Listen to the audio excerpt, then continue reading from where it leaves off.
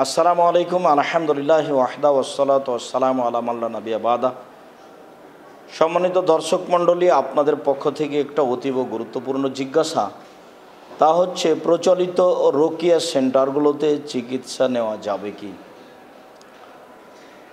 রোকিয়া একটি ধর্মীয় ইসলামী চিকিৎসা। রাসূল সাল্লাল্লাহু আলাইহি সাল্লাম রোকিয়ার ব্যাপারে অনেক কিছু বলেছেন। রোকিয়া বলতে ঝাড়ফুঁক করা।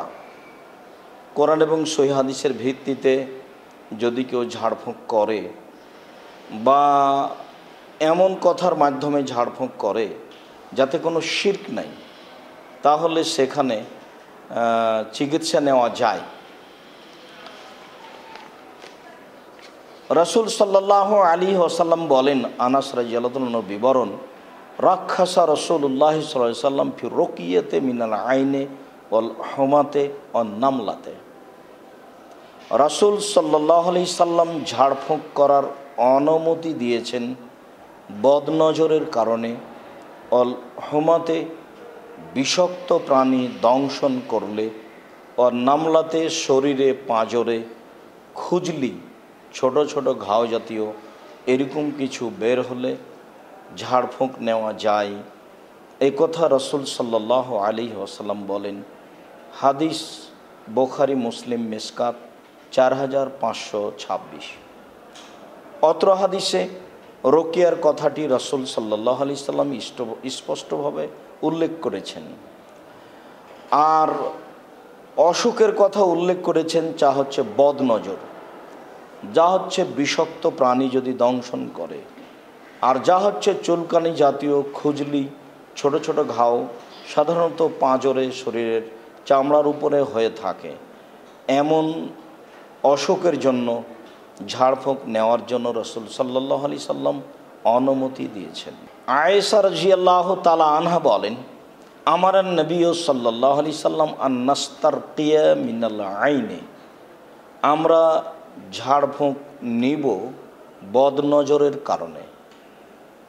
বদনজরের কারণে ঝাড়ফুঁক নেওয়ার জন্য রাসূল সাল্লাল্লাহু আলাইহি সাল্লাম আদেশ করেছেন। উম্মু সালামা রাদিয়াল্লাহু তাআলা আনহা বলেন, নবী করিম সাল্লাল্লাহু আলাইহি সাল্লাম দেখলেন তার ঘরে একটি মেয়েকে ফি ওয়াজহিহা সাফা, তার চেহারায় হলুদ বর্ণ, চেহারা হলুদ রং হয়ে গেছে। রাসূল সাল্লাল্লাহু আলাইহি সাল্লাম বলেন, ইস্তারকুলাহা, তোমরা তার জন্য রোকিয়া করো, ঝাড়ফুঁক করো। ফাইন্না বেহা নাজরাতা, নিশ্চয় তাকে বদনজর লেগেছে। বুখারী মুসলিম মিশকাত 4528 নম্বর হাদিস। অত্র হাদিসেও রাসূল সাল্লাল্লাহু আলাইহি সাল্লাম রোকিয়া ঝাড়ফুঁক করার জন্য আদেশ করেছেন। আর অসুখ হিসাবে যা উল্লেখ করেছেন তা ছিল বদনজর। বদনজর ভয়াবহ জিনিস, মানুষ তাকে সাধারণত খেয়াল করতে পারে না। বদনজরের বিষয়টি আমরা অত্র প্রশ্নের উত্তরে এক পর্যায়ে স্পষ্ট করব ইনশাআল্লাহ। জাবের রাদিয়াল্লাহু তাআলা আনহু বলেন, নাহা রাসূলুল্লাহ সাল্লাল্লাহু আলাইহি সাল্লাম আনি রুকিয়া, রাসূল সাল্লাল্লাহু আলাইহি সাল্লাম ঝাড়ফুঁক করার ব্যাপারে নিষেধ করছিলেন। ফাজ্জাহা আলো আমর ইবনে হাজাম, ইতিমধ্যে আমর ইবনে হাজাম বংশের কয়েকটি লোক আসলো। ফাকালু, তারা এসে বলল, ইয়া রাসূলুল্লাহ, ইন্নাহু কানাত ইনদানা রুকিয়া নারকি বেহা মিনাল আকরাবে, আমাদের নিকটে কিছু ঝাড়ফুঁক করার মাধ্যম আছে, যার মাধ্যমে আমরা বিষাক্ত প্রাণী দংশন করলে ঝাড়ফুঁক করে থাকি। ও আনতা নাহাইতানির রুকিয়া, আর আপনি ঝাড়ফুঁক করার ব্যাপারে নিষেধ করছেন। ফাআরদুহা আলাইহি, তারপর তারা রাসূল সাল্লাল্লাহু আলাইহি সাল্লামের সামনে পেশ করল। রাসূল সাল্লাল্লাহু আলাইহি সাল্লাম বললেন, মা আরা বেহা বাসান, আমি এতে কোনো ক্ষতি দেখি না। মানিস্তাতা মিনকুম আইয়ানফাহু ফালিয়ানফাহু, কেউ যদি তার কোনো ভাইয়ের উপকার করতে পারে এমন কিছু মাধ্যম দিয়ে, যে মাধ্যমে কোনো শিরক নাই, তাহলে সে তার ভাইয়ের উপকার করতে পারে। অত্র হাদিসে রাসূল সাল্লাল্লাহু আলাইহি সাল্লাম স্পষ্ট খোলাখুলি বললেন যে ঝাড়ফুঁক যদি এমন কিছু হয় যাতে কোনো শিরক নাই, তাহলে তা দিয়ে মানুষ ঝাড়ফুঁক নিতে পারে, তা করতে পারে। আউফ ইবনে মালিক আল আশজাই রাদিয়াল্লাহু তাআলা আনহু বলেন, আমরা জাহেলিয়াতের যুগে ঝাড়ফুঁক করতাম।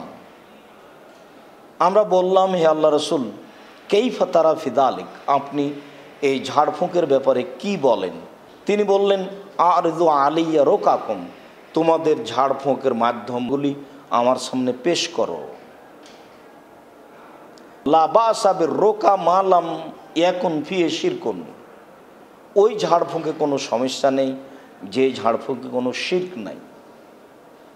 সম্মানিত দিনী ভাই বোন, আমরা অত্র হাদিসগুলির মাধ্যমে স্পষ্ট বুঝতে পারছি যে যদি রুকিয়া ঝাড়ফুঁকের মাধ্যম শিরক মুক্ত হয় তাহলে তা সহজে নেওয়া যায়। আর যারা করতে পারবে তারা যেন আরেকজনের উপকার করে। জরুরি কথা যে বদনজর এমন একটি জিনিস, রাসূল সাল্লাল্লাহু আলাইহি সাল্লাম বলেন, যদি মানুষের ভাগ্যকে ভেঙে দিতে পারত কিছু, তাহলে বদনজরই পারত। বদনজর মানুষের পরিকল্পনাকে নষ্ট করে দিতে পারে। বদনজর মানুষের হিসাব নিকাশকে উল্টে দিতে পারে। বদনজর মানুষের দৃঢ় পরিকল্পনাকে নষ্ট করে দিতে পারে। আপনি বদনজরের কারণে আপনি নিজেও ক্ষতিগ্রস্ত হতে পারেন। বদনজরের কারণে বাচ্চারা ক্ষতিগ্রস্ত হতে পারে। বদনজর মানুষেরও লাগে, বদনজর জিনেরও লাগে। বিষয়গুলি থেকে সাবধান থাকতে হবে। আর একটু অস্পষ্ট মনে হলেই সূরা ফালাক, সূরা নাস পড়ে নিজের গায়ে ফুঁক দিতে হবে। আশা যে বিষয়টি আমাদের কাছে খুব সুন্দরভাবে স্পষ্ট হয়েছে বলে আশাবাদী।